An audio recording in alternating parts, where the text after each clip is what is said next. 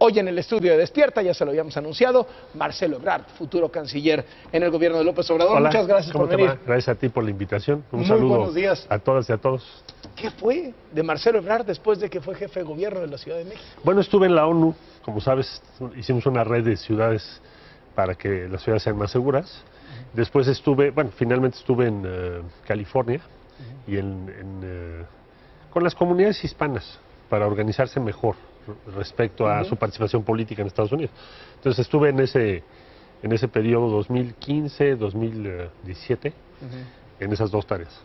¿Y de 2012 a 2015?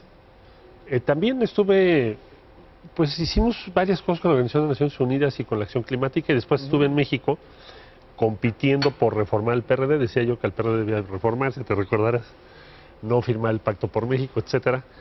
Y cuando vi que eso ya no se iba a poder... Sí les hicieron caso, ¿no? No nos hicieron ningún caso, ¿verdad? Entonces opté por esta acción en el exterior. París, ¿qué pasó ahí en París? ¿Fue un autoexilio? ¿Fue por presión política? ¿Fue por presión judicial? Aprovechar el tiempo, porque aquí en México no me dejaron ser ni diputado suplente, ¿te acuerdas?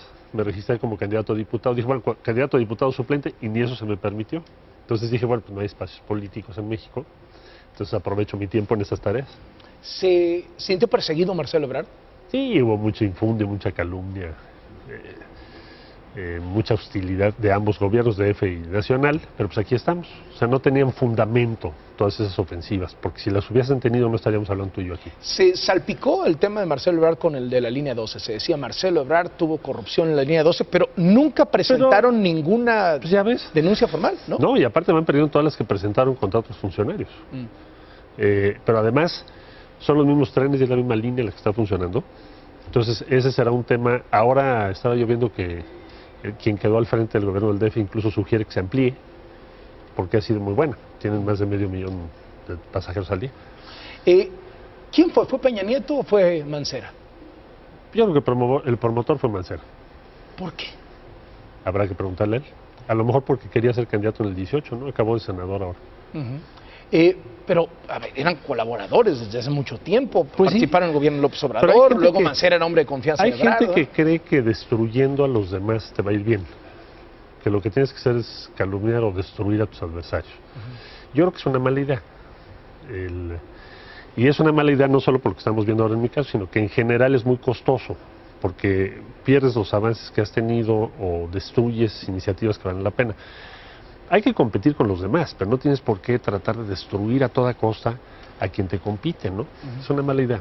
¿Y del lado de Peña hubo hostilidad también del gobierno federal o no? Participaron porque se dice, eso no me consta, o es muy difícil de probar, que estaban convencidos que yo tuve que ver con la publicación del tema de la Casa Blanca. Sí, se decía que quien había filtrado lo de la Casa Blanca había sido... Que yo lo había armado, etcétera, etcétera, y que por lo tanto pues, había una hostilidad muy grande.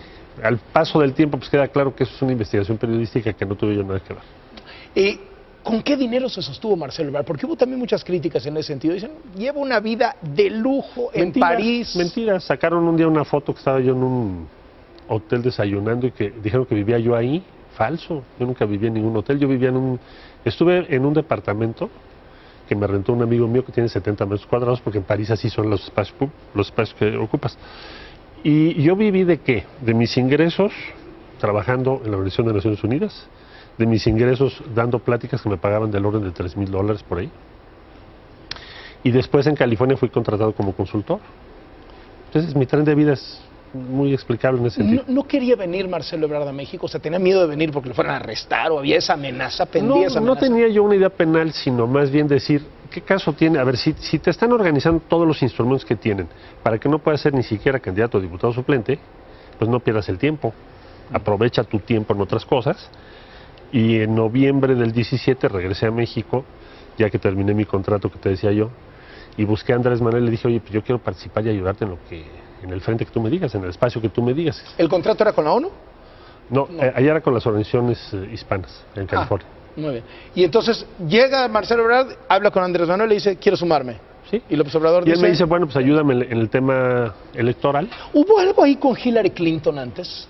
O sea, ¿estuvo Marcelo Ebrard haciendo campaña para Hillary Clinton porque se decía eso y había fotos? Estuvimos participando con organizaciones hispanas que la gran mayoría trabajan con el Partido Demócrata. Y eso, ahora que va a ser canciller, no le pesa, sobre todo considerando, a ver, cualquier otro día no pasa nada, pero Trump trae el tema de Hillary atorado, pues, o sea, parece que Pues no le mira, ganó. nosotros somos un gobierno de izquierda, entonces no vas a encontrar a nadie que sea simpatético al Partido Republicano de Estados Unidos. No, Trump habla maravillas de López Obrador. Bueno, se Dice llevan, muy que bien, se llevan muy bien en lo personal, pero son ideologías distintas, ¿no? Pero no pesa, o sea, no ha habido reacción No he de Estados visto, Unidos de no. decir, alguien que estuvo apoyando a Hillary ahora es el canciller mexicano, eso no nos Ellos gusta. saben cómo pienso y independientemente de lo que haya pasado en la campaña en Estados Unidos, saben que yo tengo otra ideología, pues por eso estoy en este gobierno. Hoy hubo un episodio ahí sensacional, que fue lo de Belinda. ¿Cómo es que Belinda es la que nos anuncia que el canciller va a ser Marcelo Ebrard y no Vasconcelos? ¿Qué pasó ahí? No sé, digo, simplemente fue una interpretación que ella tuvo en ese momento, supongo, porque cuando dijo el presidente, en ese momento el presidente electo en su anuncio, me va a ayudar en el equipo de transición Marcelo junto con Héctor Vasconcelos, pues ella puso que yo iba a ser canciller, pero la verdad yo no había tenía información no teníamos privilegiada. ni idea, ni siquiera yo. ¿Y cómo se dio la invitación? ¿Cómo le dice López Obrador a Marcelo Ebrard, oye, ven, te quiero que hagas esto?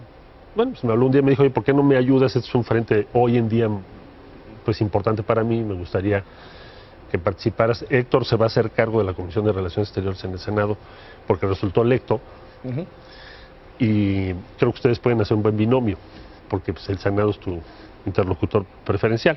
En términos de política exterior, ahora la relación con Estados Unidos pues, requiere un trabajo político muy intenso, eso es lo que me dijo. Le dije, bueno, pues para mí es un honor, pues, desde luego, si es que el Senado me ratifica ahora que sí está. Claro, claro. Trump dice que López Obrador es un absoluto caballero. ¿Cómo calificarían ustedes en el gobierno entrante a Donald Trump? ¿Como un absoluto qué? Yo creo que va a ser un interlocutor que hay que tener muy presente. A veces puedes tener un modelo distinto de comunicación de su parte, pero pues también Andrés Manuel tiene su propio modelo de comunicación. Es un presidente. Yo veo que Trump lo que está tratando de hacer es decir, bueno, vamos a armar una relación para estos próximos 6 años sobre la base de que tú eres un presidente que tiene la suficiente autoridad política para que en lo que nos pongamos de acuerdo se haga o se respete en los próximos 6 años, en caso de que él sea reelecto. Entonces, conviene que nosotros presentemos nuestros puntos de vista, conviene que los defendamos y que tratemos de convencerlo, y que las áreas de interés común se puedan ir consolidando. ¿Cómo es la relación entre los dos, Trump-AMLO? Bueno, ellos no se han reunido, pero sí se han hablado por teléfono. Sí. Y por teléfono, pues, son diálogos muy directos, que Andrés también es así, ¿no? Si te dice, oye, a mí me interesa esto, a mí me interesa esto otro, aunque han sido apenas conversaciones, yo diría, preliminares, todavía no entramos en materia al 100%. ¿Se entendieron bien? Pues yo diría que por ahora sí, a mí me pareció muy atinada la decisión de Andrés de mandar una propuesta, o sea, el diálogo se inicia sobre la base de una propuesta mexicana que hace el presidente López Obrador. ¿Cómo va el TLC?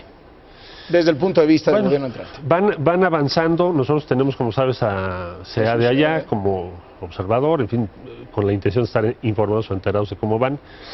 Creo que se han ido defendiendo una serie de puntos que vale la pena defender, que ya los ha explicado Guajardo, que está a cargo de la negociación. Nuestros puntos de vista pues se los damos, nuestras preocupaciones también se las compartimos, y sobre todo que no se sienta que se tiene una prisa o un exceso de velocidad en las negociaciones para que sean cualquiera que sea el resultado. Es decir, eso no ha ocurrido. Lo que estamos haciendo es respaldar la posición que México ha venido guardando, sobre todo en cláusulas que pueden ser muy difíciles, como por ejemplo la del Sunset, en fin. Y creo que está funcionando bien la negociación en esos términos. ¿Se amarrará este mismo mes? Pues vamos a ver. No lo sé al 100%, si lo podemos lograr, pero por lo que se me dice, pues está avanzando bien ahorita. ¿Qué reporte les pasa a Jesús Sea de su representante en las negociaciones? Primero, me imagino que si le hacen caso, ¿no? O sea, los comentarios, sugerencias, lo que diga, pues me imagino que si le hacen caso. Sí, si los no, discute con ellos. ¿para qué? O sea, de nada serviría. Si no, ¿para qué lo mandas de observador? No, y ¿a qué acuerdo llegas si el próximo gobierno no va a querer? Claro. Entonces sí estamos en consultas intensivas todo el tiempo en la negociación y se está dando la opinión del equipo de transición sobre aquello que está hoy negociado, porque acuérdate que hay muchas cosas que ven avanzado, entonces no tiene caso abrir todo lo que ya y ahí no tienen objeción. Pues podemos tener diferentes puntos de vista, podemos tener reservas, desde luego hay enfoques ideológicos distintos, pero eso ya está avanzado, entonces es muy difícil que digas ahora ya vamos a volver, debilitas mucho la posición de México, si ese fuera el caso. ¿no? Entonces ahora están concentrados en una agenda que ya Guajardo ha varias veces explicado en los medios. ¿Lo está haciendo bien el gobierno actual en esto? Yo diría que han hecho un trabajo de control de daños razonable. Es decir, no me imagino que sería muy fácil lograr una negociación esencialmente distinta en las condiciones en las que México y Estados Unidos han estado negociando. Ahora, la llegada del Liceo López Obrador y el margen de su triunfo le dan a México un impulso importante en esta fase, digamos, en los últimos temas que hay allí, que van a ser muy en favor de los planteamientos que México ha venido haciendo. Por ejemplo, en el caso de la cláusula esta que te decía, que es que se extinga el tratado por sí solo cada 5 años, pues entonces las inversiones no se dan. En fin. ¿Cuál es el pronóstico de Marcelo Ebrard con respecto al TLC? ¿Habemos TLC este mes? ¿No? ¿Cuál es el pronóstico? Yo diría que tuviéramos un optimismo razonable, cauteloso. O sea, que yo no me atrevería a decir este mes lo vamos a tener. No estoy en condiciones de decirlo así.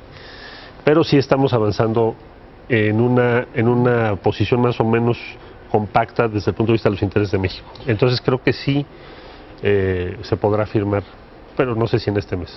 ¿La relación con Videgaray? Pues es buena, digo, cada quien en su esfera, pero más creo que hemos entendido ambas partes que, bueno, pues es una transición, tenemos que trabajar juntos. Hay diferencias muy grandes, pero tenemos que trabajar juntos porque está México de por medio. Ahí, junto con el TLC, viene un paquete de temas de migración y seguridad, es decir, que ya está amarrado y no me está faltando que se arregle el TLC para anunciarlo junto. No lo vería tanto así, porque en seguridad más bien lo que hay, pues desde luego hay un intercambio de información y demás respecto al equipo que va a entrar, pero no identifico que haya un documento o algo así que se tenga que firmar en el corto plazo. No lo veo así, más bien son intercambios normales en ese sentido. En el caso de migración igual. O sea, en el caso de migración, nosotros tenemos un enfoque que va por el lado de desarrollo y de regular, digamos, de que te vayas sobre las causas que están generando esto. Es un flujo muy importante. México ya no solo es un país de tránsito, es un país ya destino de flujos migratorios muy importantes, sobre todo Centroamérica, pero no solo Centroamérica. Y entonces tenemos que pensar una política de migración compatible con las tesis que estamos defendiendo, en general, en México, ¿no? Nosotros pensamos que, y por eso lo propuso así Andrés Manuel, que se tiene que hacer una estrategia de desarrollo en América Central.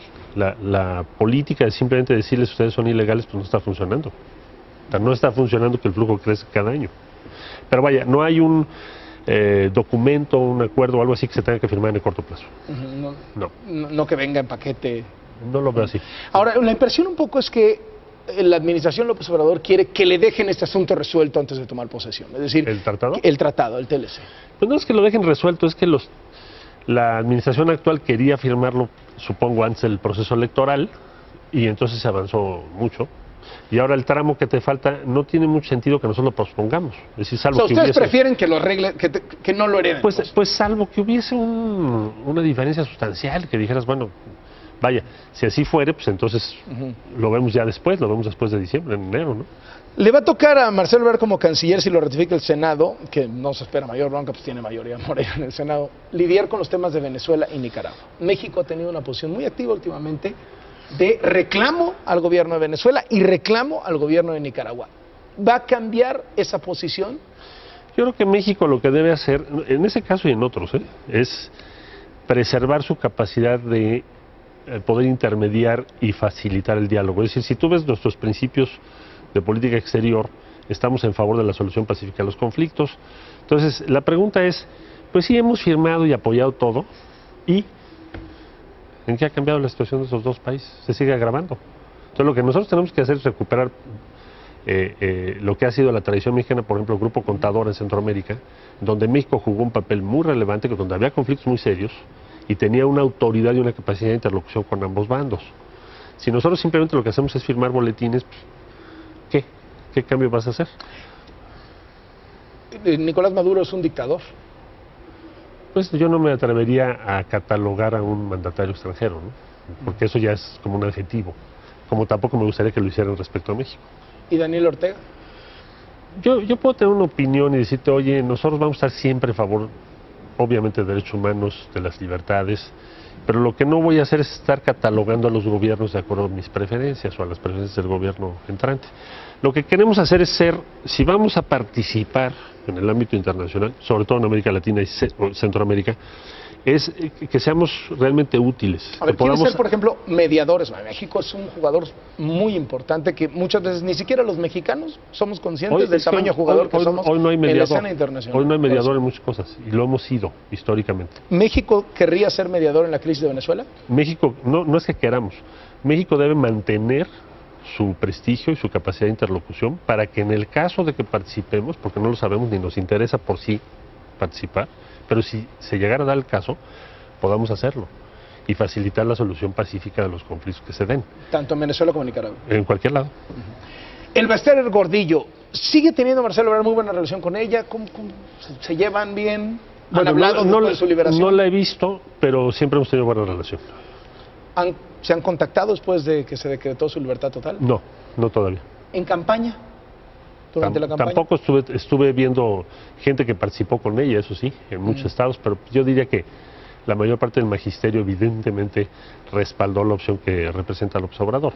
Pero no tuve reunión con ella antes en la campaña. ¿Cómo se amarró la alianza entre el Bester Gordillo y Andrés Manuel López Obrador para la elección? Yo creo que se dio, más que una alianza en donde se hayan reunido, en fin, lo que hubo ahí es todos los grupos magisteriales, todos los agrupamientos magisteriales, incluido el sindicato, digamos, oficial, participó en favor de Andrés Manuel López Obrador. ¿Por qué? Porque pues, lleva más o menos 5 años en donde se dijo el maestro o los maestros, por sus privilegios, por sus condiciones excesivamente favorables, han estado dificultando que México tenga los resultados educativos que se deben tener. Esta tesis provocó naturalmente que el grueso del magisterio pues se agrupara con nosotros. Nosotros pensamos que es un error esa tesis, más allá de las relaciones políticas específicas, porque los países que han tenido éxito, por ejemplo, te pongo el caso de Finlandia, que claro es un país más pequeño, pero han construido su excelencia educativa sobre la base de aliarse con los maestros. Y con los padres de familia, más y que los con padres los maestros, y los maestros también, no se han opuesto, al contrario, los maestros han sido claros hasta donde yo sé. Entonces pensamos que ese es el camino a seguir. Son evaluados, van a clases, son una serie de cosas que... Y tienen autonomía de gestión. O sea, pero no te planteas el sindicato es el problema como tal.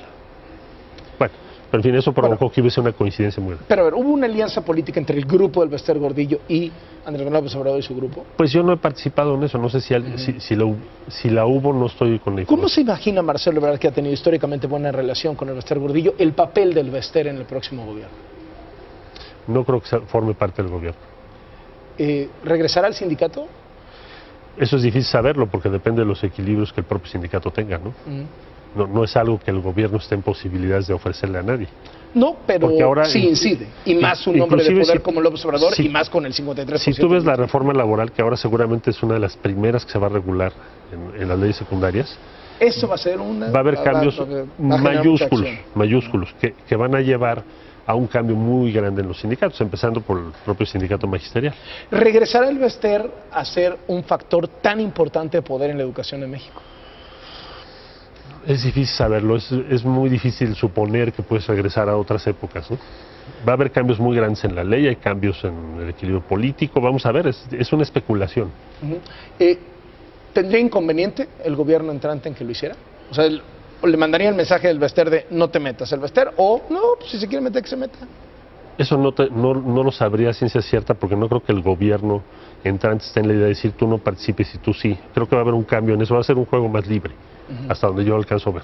¿Habla bien de la justicia mexicana que el Bester esté libre, totalmente libre? Pues habla mal de las autoridades que promovieron un caso que primero no pudieron sustentar ni explicar debidamente y que hayan perdido el juicio. Eso ¿Es una víctima ella? Esto es como otra cara de la impunidad, ¿no? O sea, te meto 5 años y al final, pues, ¿sabes qué? No había nada. ¿Y no había nada? Es lo que dice el juez. ¿Es víctima el Bester? Pues yo diría que como lo plantea la sentencia que se dio a conocer, pues sí fue un abuso de poder, porque no tienes elementos para sustentar lo que se dijo. Eso es lo que dice el juez. Hay un filósofo político muy socorrido, que es Juan Gabriel, y dice lo que se ve no se juzga, ¿no? Y al Bester se le veían muchas cosas, se le ven, Pues, vaya, y se le ven ganas de regresar, desde luego que tú puedes tener todo un debate sobre eso, pero el punto aquí es, estamos en un sistema en donde se tiene que respetar la ley, que era tu pregunta. Entonces, si el juez te dice al final, bueno, tribunal, oye, no tenías elementos, entonces pues evidentemente sí fue un abuso. ¿Qué es lo que está haciendo ahorita Marcelo Ebrard? ¿Cuál es la prioridad de Marcelo Ebrard en este momento? Estamos rediseñando la Secretaría, también repensando lo que van a ser nuestra presencia internacional. ¿Se van a quitar subsecretarías, cosas así o no? No creo. No, yo creo que más bien lo que necesitamos hacer es reorganizar la acción internacional del Estado mexicano. Es decir, tienes muchas dependencias participando y muy disperso el presupuesto. O sea, por ejemplo, ProMéxico es del mismo tamaño que la Cancillería, en términos de gasto. Tienes el Consejo de Promoción Turística, que tiene otro presupuesto muy grande. En fin, hay muchos entes interviniendo y lo que tenemos que hacer es como cohesionar, compactar y tener una acción internacional más efectiva. Y ahí podemos ahorrar dinero. Muchas gracias por venir. No, gracias a ti. Marcelo Ebrard. Buen día. Será la primera de muchas, seguramente. Seguramente, gracias Muchas por invitarme. gracias. El próximo canciller mexicano.